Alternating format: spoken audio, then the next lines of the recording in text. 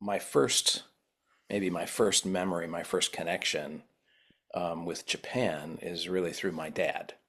Um, my dad was a doctor in the army during the Korean War, was stationed in Japan, and came back from that experience with a best friend who was there serving with him.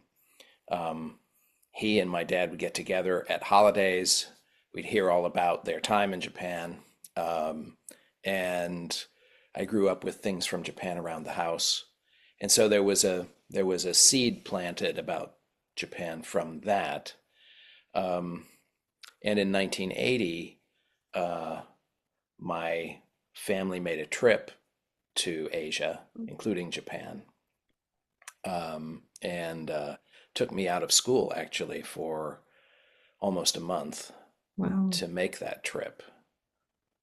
So I was 13 at that point. So I'd had the growing up with the stories, and then a visit, and so it was sort of there was a connection formed.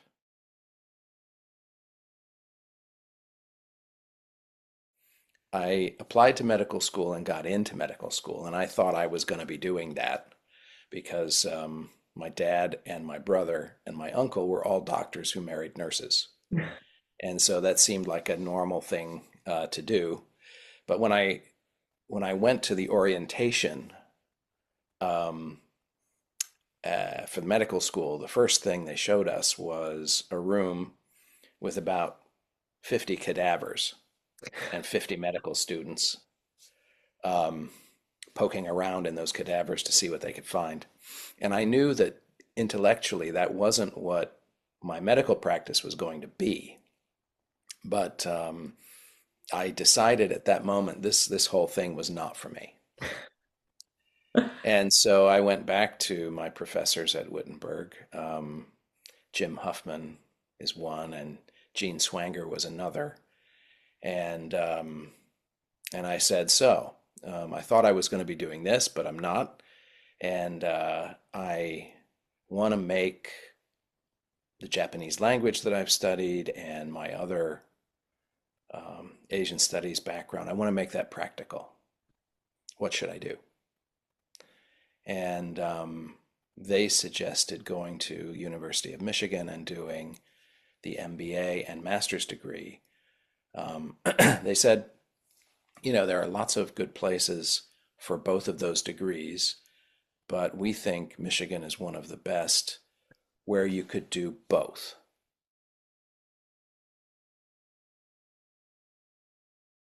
One of the things that sort of was an aha moment for me was actually during the college days where, I was studying in chemistry equilibria. So shifting states or shifting uh, chemical solutions from one pH to another pH by adding some acid or base. And there was something where this kind of both the physical idea of equilibrium in chemistry, but also equilibrium in our daily lives, it connected very strongly with yin and yang. And so somehow chemistry and the Chinese religion class I was taking were like, that there's something really interesting happening here. Um, and so that connected the chemistry and the Asian studies. But the chemistry also connected with business and finance because the statistics that we study really connect very closely with what's happening in the world of finance.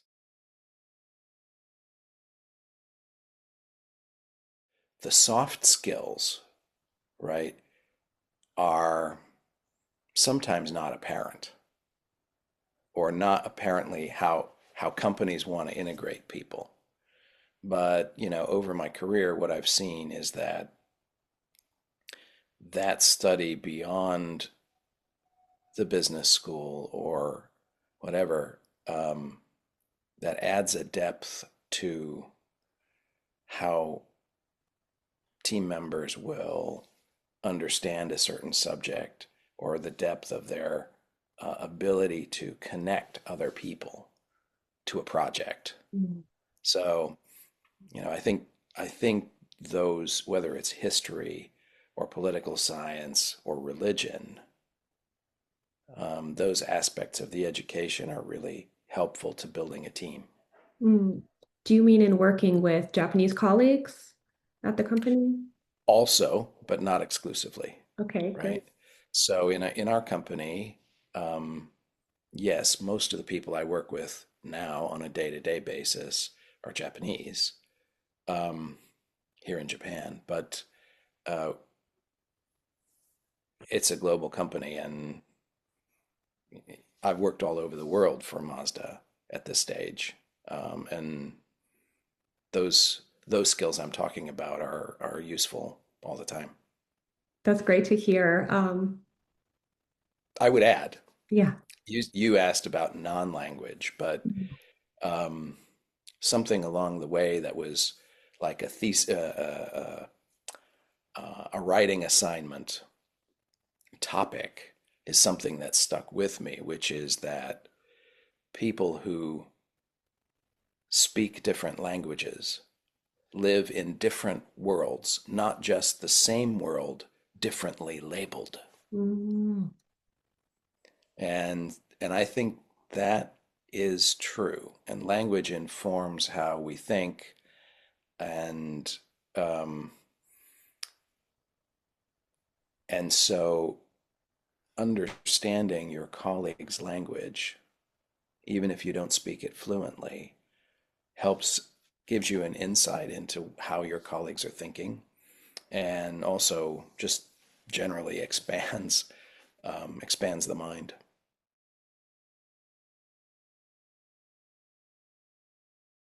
The first thing is do something that you love. Okay. So um,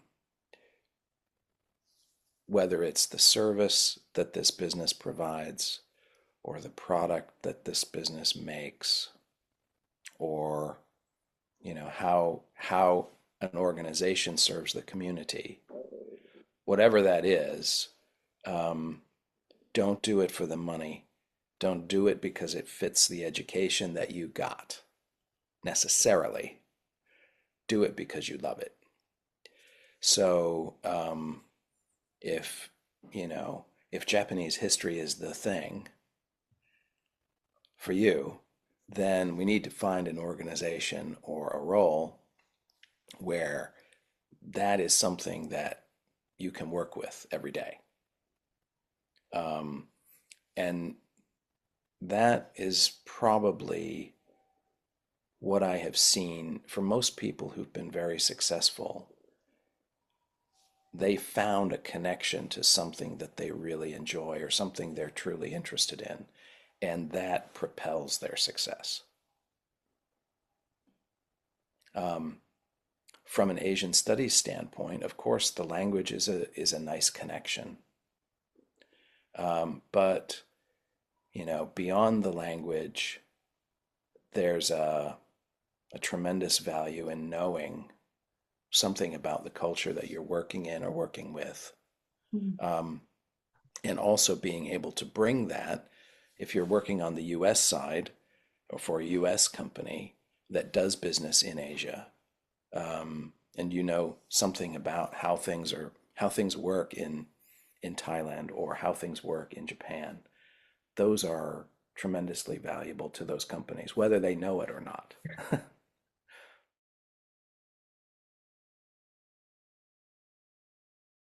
What I usually tell people is to go and look for, um, if you want to be in, for example, if you're a US person and you're starting out in the US and you want to work in the US, um, then find the local offices of the company with roots where you have, where you've studied. So this a small office of a Japanese company in the US, for example, if you're a Japan scholar.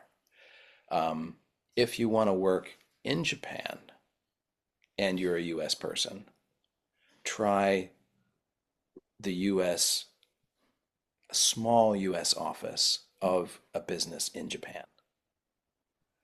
Um, in my case, I was hired by Ford in Japan. The office was very small. There were two financial analysts, um, one who was doing everything related to vehicles, which was lucky to be me, and one who was doing everything related to, all the back office things like accounting and treasury and the fixed cost of the office and things like that.